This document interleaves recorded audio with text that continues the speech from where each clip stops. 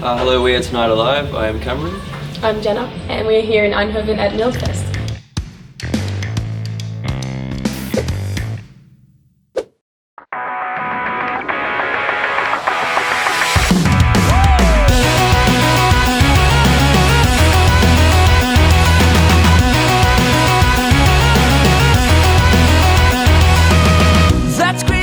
We've always had a great time when we come to Eindhoven.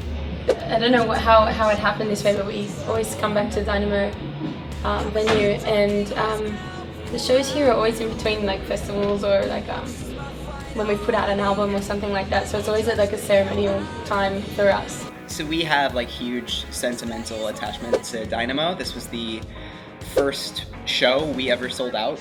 And being a band from the UK, that is, it was really difficult and surreal to kind of process, I guess, because it was, we played, venues nearer to home, and there were very few people at those shows for a long time. Songs about you, sing it till you hate it. They were sick. Like, that was the first time we'd ever come over to overseas to play a show, and we weren't really expecting anything, and the reaction that we got was like incredible. So for it to be a first show then, it was sick. So we always thought it was great, and we were excited to play it again this time. I think I smashed it.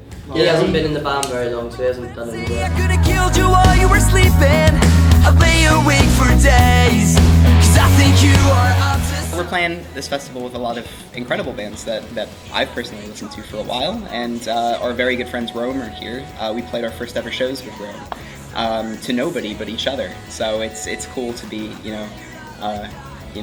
an entirely different country with those guys. I mean, we've toured America with them as well, and they're just phenomenal friends of ours. Tonight Alive, that's it. Yeah, Really good. Very nice people. Yeah, really nice. Those town are very cool. We saw them a lot on Warped. Yeah, they were playing the other side of us. So Sarah's playing. It's really nice. She's a good singer. But the Overslept playing, we played with them a few times as well. Yeah, the pop punk world is a world that we kind of stepped out of. It's progressed in that way that we've started playing. I guess in a way we've always played with different types of bands. Every tour we do, we're kind of like dipping our toes into different demographics and styles of music. So, and it's really cool because Tonight Alive was branded as a pop punk band for maybe 6 years. And that's something we totally owned and loved, and that's the world that we come from as teenagers in high school, loving punk music. So yeah, the way that pop punk has developed is really cool, and it's such a strong scene. It's probably one of the strongest styles of music right now. Songs about you, sing it till you hate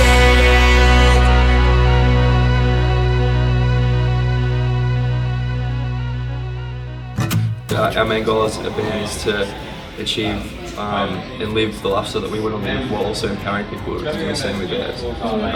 It's kind of like, sometimes it's selfish to just want to play music and want to write the music that you want to write, and I don't know, dress how you want to dress, but if we can find a way to be selfish for ourselves and be happy, but also extend that to everyone, and I feel like we're doing a pretty good job of that now. Like, we've started to really make some progress now. Right, really? Keep playing shows. Keep playing, just keep doing what we love, innit? Yeah. They say like the greatest gift you can give another person is to be your true self and to live your true path and your true purpose. And I feel that's what we're doing. And sometimes, you can want to teach people, you can want to empower people, but ultimately people need an example to live by and look up to, and just to invite people to do the same thing. Just give them an opportunity. If not the main goal, one of the more prominent goals is just to have as much fun doing this while it's here. Like, this opportunity is not going to be here forever, so we just want to make the most of it, and have the most fun doing this as we possibly can, and write stuff that we're proud of, and there's not a whole lot more to it than that. We just really enjoy doing this genuinely. We love playing shows, and we love writing music and being around each other. Not all the time, but sometimes we love being around each other. If you close yourself off, if you live a selfish lifestyle, you only invite people to do the same thing. So for a long time I thought, like, how can we help, or how can we, and you want to be super active in that, but I think by working on ourselves, expressing ourselves truly through writing Limitless and the way we perform, all that kind of stuff, it just is an open invitation for other people to live as freely and as empowered as we do. Go like a perfect storm, you're always devastating, and I end up alone. thought he was going to say something. Well, I don't know what half the songs are about. Nearly said something. It was just There you about go. learn this. I think like, you know, like we never really write like the negative side of stuff. So like we try and keep it positive, and so we want to be that kind of difference in like the, you know, all these bands around. We don't want to be the bands that write the negative songs, so we want to put a positive twist on everything. And that's the kind of thing we want, and you know, kids like it. Kids like the fact that we're positive and stuff. So I mean, I like keeping it like that. Yeah.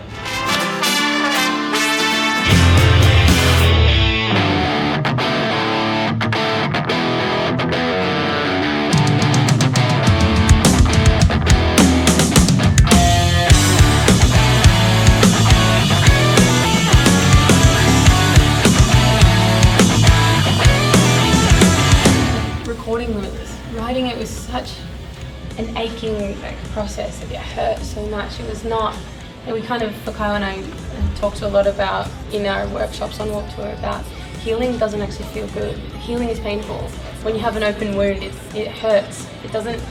You can't like say it was a good thing until it's over. Really, that album, I feel like I was crawling out of my body and into a new one or something. And yeah, it was a very transformative time. And that has allowed me to continue that progress since making that album, like being able to play those songs live. And I don't know, I feel like we wrote something and now we get to live it. It's like you come up with a philosophy and then you apply it to everything.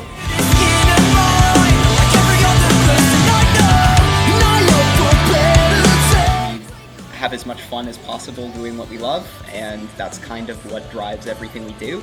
But on the other side, we've done tours that were beyond our wildest dreams. We did Warped Tour, we did the AP tour supporting Mayday Parade, we've supported Sleep with the Sirens, we're about to support Sum 41, and you know, if you told the boys that sold out Eindhoven, or Dynamo the first time that any of that was going to happen, we would have laughed directly in your face because that seemed impossible, to us at least.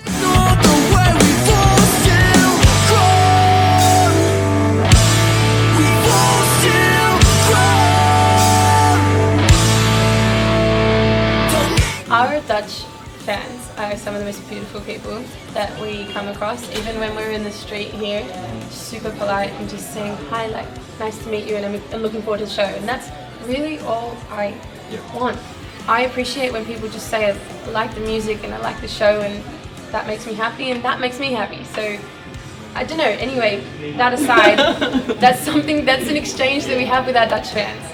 And because we don't get to come here that often, maybe once a year, twice a year, it's just really special every time. It's always a moment on the tour. So I'm grateful to you guys. Thank you for never making us stress about coming here for a good show. When we put on headline shows everywhere else, we're like, I hope it sells well, I hope it's a good show, I hope the kids enjoy it. No, it's always 100% going to be a good show tonight. No stress. So thank you. So, to our Dutch fans, we love you guys so much.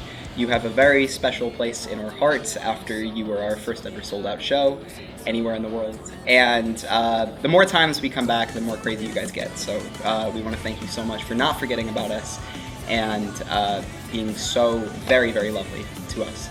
So thank you. Appreciate it. Yeah, thank you.